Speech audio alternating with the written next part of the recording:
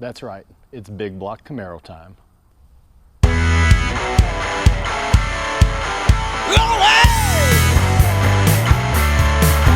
Get ready! Extreme automotive addiction! Yeah! So looking back, I did the exact same intro for my 1969 Camaro that I had, and it too took me a little while to get the video up. It actually took me about 3 months from the time I got the car, but most of that was due to the fact that I was in an accident, I was injured, and I couldn't really walk or do much of anything. This time it's mostly been this car's fault. So many of you will know, some of you won't. I actually got this car on a trade, and when the guy brought it to me to do the trade, I mean, before we actually solidified the trade and made it actually happen for sure, I took the car around the block and it ran good. It ran really good. I didn't get on it that hard because it wasn't mine, but just run around the block, it felt good, everything was good on it. And then after I did the trade, it just seemed like it kind of started going downhill and never really ran right again. Now, this thing originally had a fast fuel injection system on it, and we tried everything. We tried replacing the ignition system, we tried replacing the injectors, the TPS, plugs, just everything we could think of, fuel filters, and it never would run right. Kept trying to retune it and get it to learn the tune and run correctly, and it just never really dialed in correctly. It would never run really good overall. As a matter of fact, at one point in time, I was even out test driving the car and one of the wheels came off. Actually came off, it just like sheared the lug nuts and came off, did some damage to the brake caliper. As a matter of fact, it was that wheel right there. It wasn't actually that wheel, there was different wheels on it before, but it was that one right there. So this car has been, it's been an adventure. It's definitely tried me and tested my patience. And normally I would not hang in there with these cars. Normally after a while when something just is going wrong, I just try to get it as good as I possibly can, and then I let it go. I let it go to the next person. But this one, I stuck in there because I really like this car. I really like the build in this car. I really like the big block. I really like this car. So I hung in there and I'm glad I did. Right now it seems to be running pretty good. I've had some stuff done to it and it's about where I want it, and finally it's ready for a video. So let's take a walk around the car and talk about it. First of all, I'm not really a big orange fan, but I love the color. I love the color combination. The stripes really, it does this car justice. You stand back and look at it. It originally had some different wheels and tires. I had these wheels and tires put on after I sheared off the lug nuts. And I think that they complement the car so much better. It's got Wilwood disc brakes front and rear. But big cowl hood, fiberglass hood, and you guys can see the hood doesn't fit really great. Usually these fiberglass hoods don't. Surprisingly, that doesn't really bother me as much as I thought it would. But the car is just an absolute beautiful build inside and out. As you guys saw in the intro, it is a 572 big block. This is the smaller horsepower version. This is only 620 horse, 645 pound-feet of torque. I know, how am I gonna survive, right? But it performs very respectably. No longer fuel injection. We ended up putting the Demon 850 carburetor back on it that was on this car before, and it seemed to make all the difference. It ran really good, it runs really good. I'm not saying that it's completely dialed in. There might be a little bit more room left, might be some room for some tweaks or whatever, but it runs very strong. It feels like about 600 horse to me. And you guys can see it's got a sound system. The trunk is done up very nicely. And even got red lights that the guy put in for when he shows the car. Looks really good, very clean, very sanitary. I like it. Door panels are done in kind of like a, I don't know, like an alligator, ostrich type material, skin type material. I don't know what you call it, but it looks really good. And there's Alcantara. The seats, I believe he said we're out of a Chrysler 300 and they're power. Of course, the car has power windows.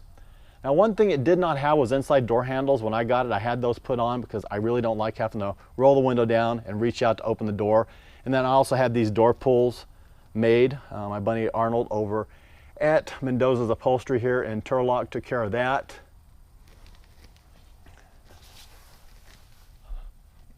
But yeah, the interior is just super clean. Got the center console that runs all the way to the back. And you got your shifters. You You got a few buttons here on the side. Not all of them work. The ones over on that side don't work. But the guy that built this, Johnny, he was very much into uniformity, so he liked it to look the same on both sides. But on this side, we've got the fuel pump. I forget what the center one was. And then the last one is for a line lock in case you want to do burnouts. See, the gauge cluster's got just about everything you could ever want. It's got a tilt column. Really a nice build. It just really is a very nice car overall. Stand back here and get a good view of it. I had the windows tinted as well. And really, I don't really plan to do too much more to the car. I was thinking about maybe putting a gear vendor's overdrive in it. It's got a turbo 400 and 389 gears in the rear end. So it's, you know, it's a little low geared. It uses a lot of motor to run down the road.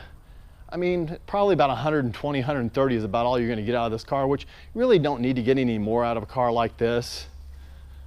But having a gear vendor would drop it down a little bit, make it a little bit more comfortable down the freeway if I ever decide to take it to like a Cars and Coffee, or, you know, go someplace like more down the road a little ways.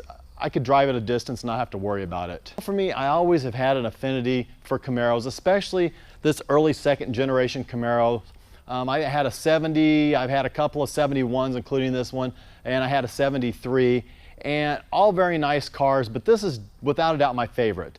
This one, just, I don't know, I love just the fact that it's got the 572 big block, the way it's just set up. It just, you know, it's kind of like everything that I would have done to the car, but I just didn't. Somebody else did it for me, so that works out really well.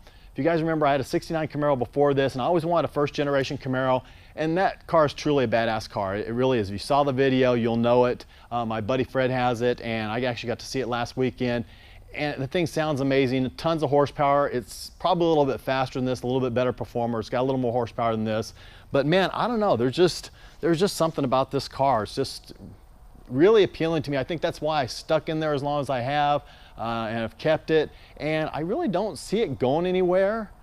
Honestly, I've had a few people ask me about it and let me know that when I go to sell it, they would like to put in an offer. But I don't know, I don't think I want to sell this car, at least not anytime soon. All right, it is a little cold-blooded, so I got to let it warm up just a little bit before we take it out, but sounds really good. Sounds really, really good.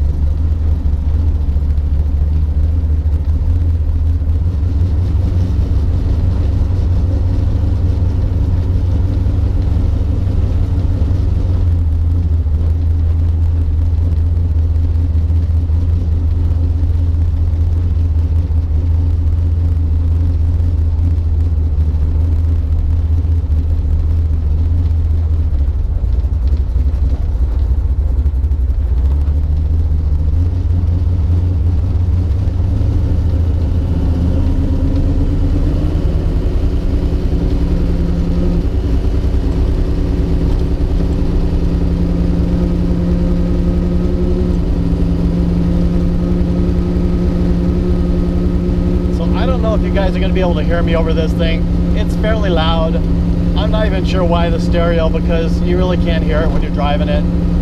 But the car still feels a little dirty to me. Like it's not really smooth, but that could very well be just the way this motor is. I know a buddy of mine commented on that, and I've always thought the same thing too. But it doesn't seem to miss a beat. It runs strong. Now, some other things we had to do to this car, had to get the GPS speedometer working, which it's working, but it's very optimistic and it's very bouncy. It's not really settled in yet, and I don't know why that is, but yeah, it's very optimistic. Like right now it says we're doing 70, we're maybe doing 50. Another thing I need to do is I need to get some shocks in the back of this thing, because you'll notice it's very bouncy. It has no shocks. So I'm going to get that down to Jesse at Discount Tire here really soon and get that all taken care of. But we're getting some temperature in the motor, almost a full tank, which by the way, this thing runs on 91, unlike my other vehicles that I've had where I've had to run 100 octane. I'm still running like 98 octane just to be safe, but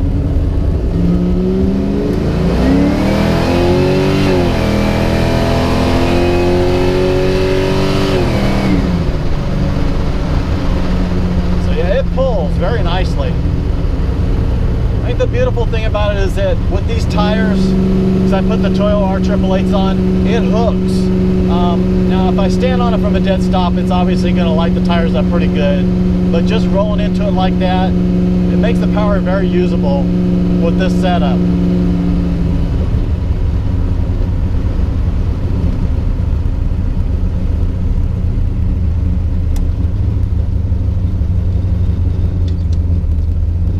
To manually shift this car, it shifts itself, but I just like shifting it. I don't know, there's something about that.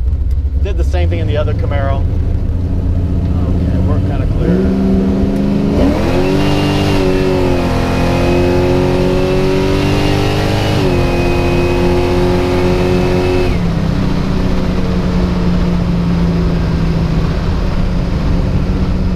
Now there, I really got into it that time, and you can see this thing sets you back in the seat and it goes. But it's kind of all over the place still. I really think putting shocks in the rear end will help that. It's just getting with Jesse and getting his schedule worked out.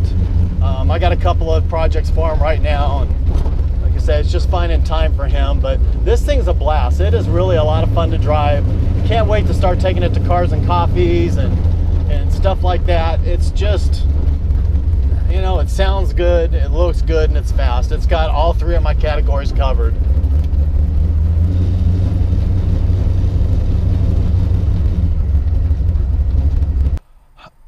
So yeah, you know, in closing, the car's pretty badass. It really is. It's a really, really nice build. You know, there might be a few other things I want to do to it. You know, I could go crazy. I could throw a Pro Charger on this thing and really get some power out of it. But right now, to me, it is such a good combination. It puts the power, it plants really well, and it goes.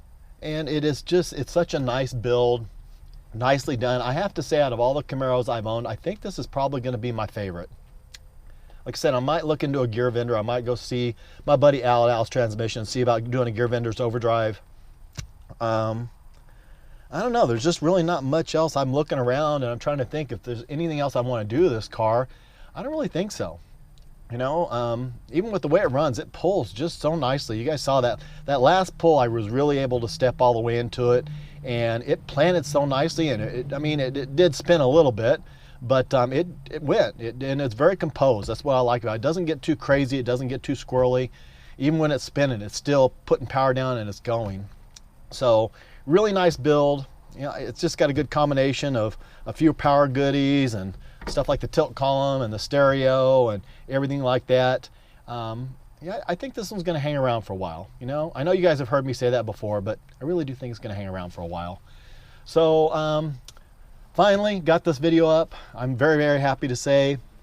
Next set of videos, I'm going to start going into the POV camera and start doing those. So be looking for those to be coming very soon. And then of course we're going to be doing a lot of Cars and Coffee things, a lot of other stuff. And I really got some buddies that I really want to get out and I want to do their vehicles too. So we'll do some other vehicles besides just mine. I promise to try to get out and do that in 2021. But as always, if you like the video, please give me a thumbs up.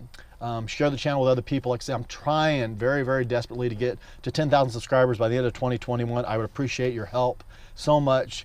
And yeah, with that, I'll shut up. God bless. Take care.